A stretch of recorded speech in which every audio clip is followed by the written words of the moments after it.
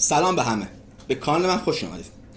اسمم محمد رضاست و امروز قصدیم درباره یکی از مفاهیم پایه‌ای و مهم در زبان برنامه‌نویسی راست صحبت کنیم: متغیرهای قابل تغییر و متغیرهای غیر قابل تغییر.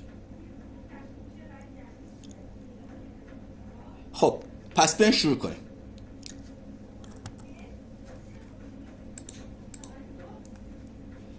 در راست متغیرها به صورت پیش‌فرض غیر قابل تغییر هستند. این یعنی وقتی یک متغیر رو تعریف می‌کنیم نمی‌توانید مقدار آن را تغییر دهید. این ویژگی به حفظ ثبات و پیش‌بینی پذیری کد کمک می‌کنه. بیایید یک مثال ساده ببینیم.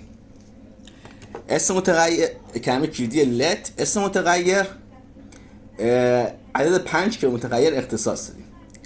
مقدار x غیر قابل تغییره. اگر به یک متغیر دیگه به نام x تعریف کنیم و مقدارش 6 بذاریم کدوم به ارور میخوره. با نحوه انواع متغیرها و شیوه تعریف متغیرها در یکی از ویدیوها توضیح دادم. اگر دوست داشتین اون رو ببینید.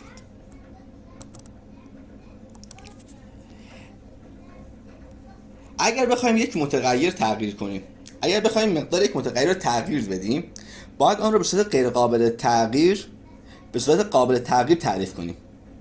برای این کار از کلمه کلیدی میوت استفاده میکنیم. به مثالی رو با هم دیگه ببینیم.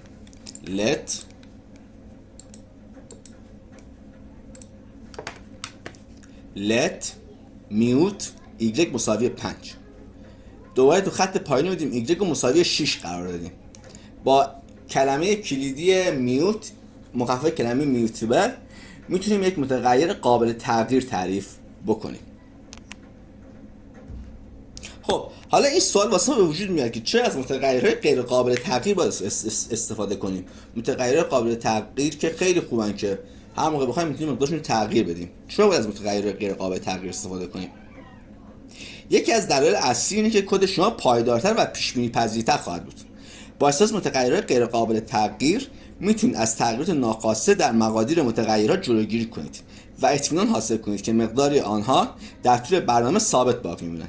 این ویژگی به خصوص در برنامه‌های بزرگ و پیچیده بسیار مفیده، زیرا باعث میشه که کد خواناتر و قابل فهمتر باشه و از بروز بسیار از خطاهای رایج جلوگیری کنه.